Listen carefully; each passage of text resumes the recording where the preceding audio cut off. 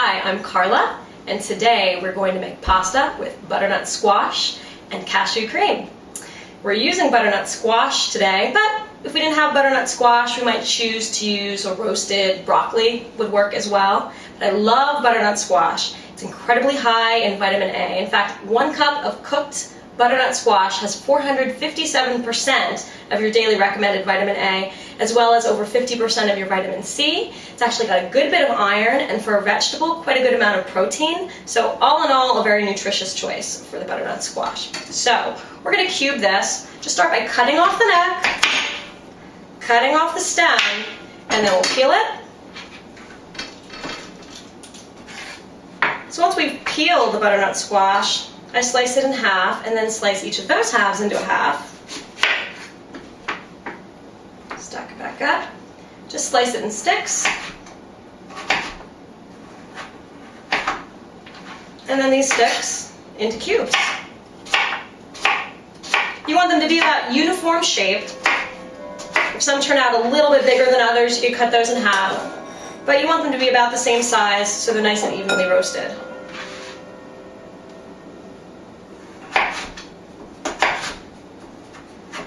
I'm not going to take the time to cut up the bulb right now, but that's where the seeds are. So you would just peel that, just like I did the top, cut it in half, and just like you would a pumpkin, scrape the seeds out, and you can dice it in the same way.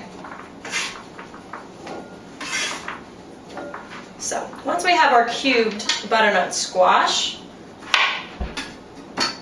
just add a few ingredients. Just a scant amount of oil. It doesn't really even, it could be between a teaspoon and a tablespoon, depending on what you feel comfortable with.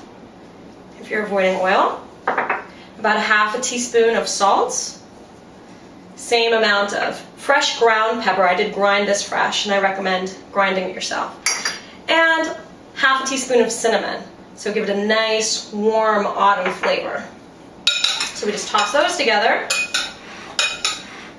Make sure it's nice and evenly coated.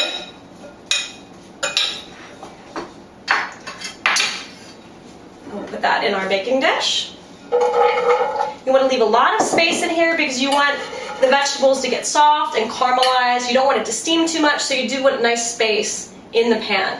And then we just put this in the oven. It's 400 degrees. Between 40 and 50 minutes, just check it. It should be smelling nice and good. It should have some brown edges and get nice and soft.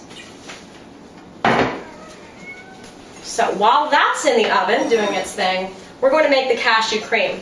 One reason I love this recipe is we take a lot of things that don't always look super appetizing. We've got a butternut squash, we've got a cup of cashews, and we turn it into a really rich and luscious meal. So we add 1 cup of cashews. I've got a really high-speed Vitamix blender, so I don't need to soak the cashews. If I didn't have a really good high-speed blender, I would soak the cashews for about ½ an hour in water, drain the cashews, and then go on with the recipe. But with the Vitamix, no need to pre-soak. I've got 3 cups of water. I'm adding 1/3 cup of nutritional yeast, which, just like this name sounds, highly nutritious. Really important ingredient. It gives a nice cheesy flavor to anything that you put on it. And some fresh ground nutmeg. Again, I highly recommend fresh ground nutmeg. It's one of those ingredients that I would never buy pre-ground. And we don't need too much. I'm using a microplane grater, but if you have a box grater like you'd use to grate something else, we could use that. So probably about 1/4 teaspoon of nutmeg, but you don't have to be really particular with that. And about ½ teaspoon of salt. Now, we're going to blend, starting off low and then kicking up to higher speed for about 30 seconds until it's smooth.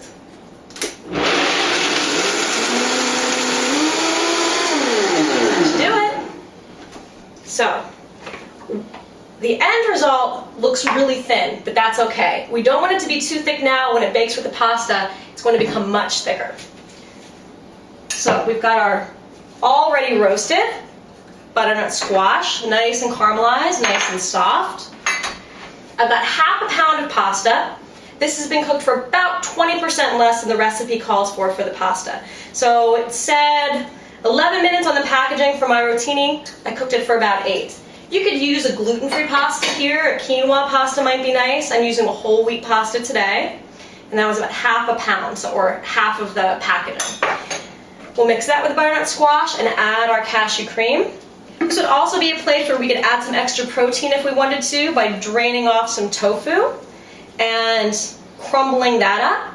If we like to use a cheese product, a non-dairy cheese, we could grate that on the top as well. But I think just as it is really rich and creamy. So we're going to want to mix that in without breaking up the squash too much. And again, don't worry about the fact that the sauce is thin, because as it bakes, it's going to thicken. So this goes in the oven for, I would say, between half an hour and 40 minutes. We can keep the oven at the 400 degrees it was at, and then we'll have a nice, bubbly, warm pasta.